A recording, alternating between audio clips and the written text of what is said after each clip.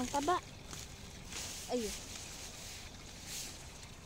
Ganda yan. Look at this. Oh. Ah, diba? Ganda. Kuha pa tayo.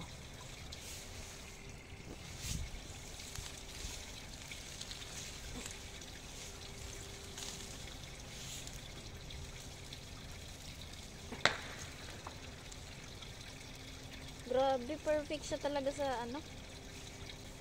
Look. Dami ko. Look, sa dami ng aking na-harvest organic chinchay. So, magluluto tayo ng chinchay ngayon. Tanggalin natin yung roots.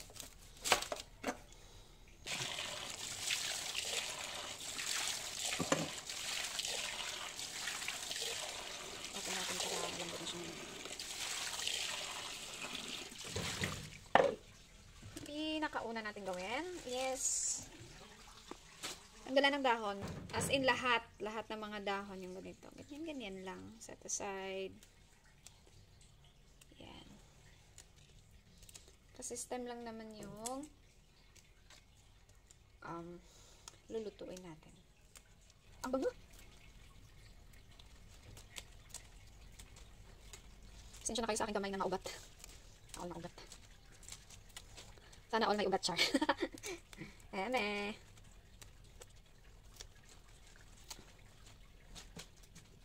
Kasi sa'yo kung gaano ka kabilis tanggal ng dahon. Kung sobrang bilis ka, good job. Yung ihalok natin ito is squid.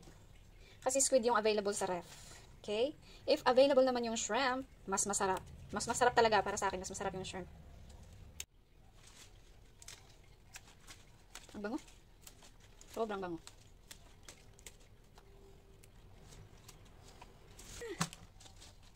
Siyempre, hugasan na natin ito bago hiwain. Okay? Ayun yung idadump natin yung mga dahon niya. Hindi yan. Stem lang.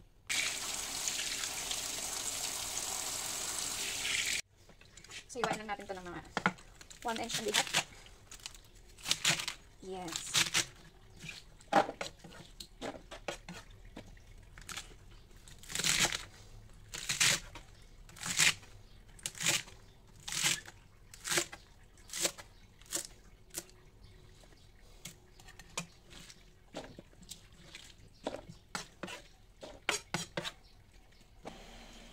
Iba-blanch lang natin ng saglit para malambot.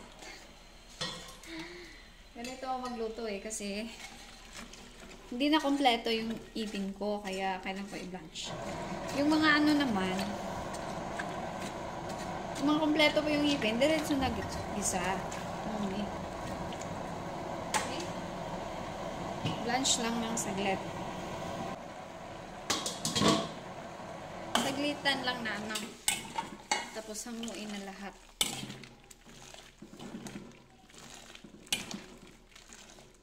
Yung pagiging crunchy niya is nandyan naman, hindi nawala. So, let's go! Cooking oil, garlic, ginger. If mahilig kayo sa maanghang, lagyan nyo ng sili.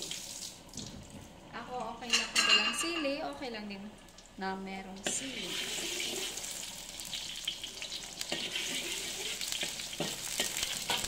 Tapos ilagay na natin lahat.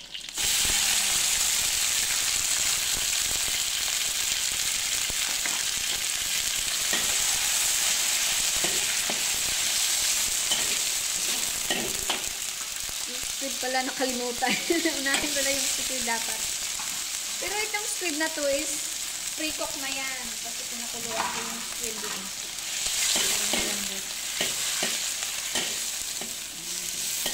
Halo-halo lang yan ba? The more squid, the better. Kaya ako, ayoko na maraming squid kasi yung allergy.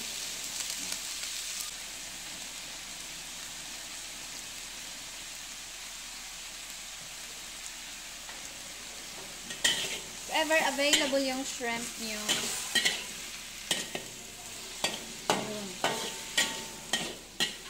But now, ang available ng ref ay squid. Sarap naman, friends. Sadyang mas favorite ko lang talaga yun. Shrimp. Tikman nga natin. Sarap.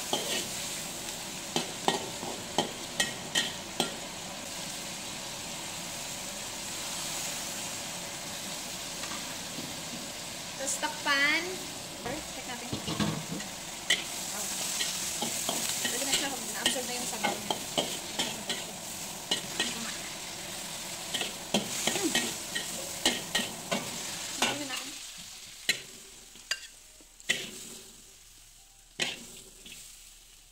Sarap.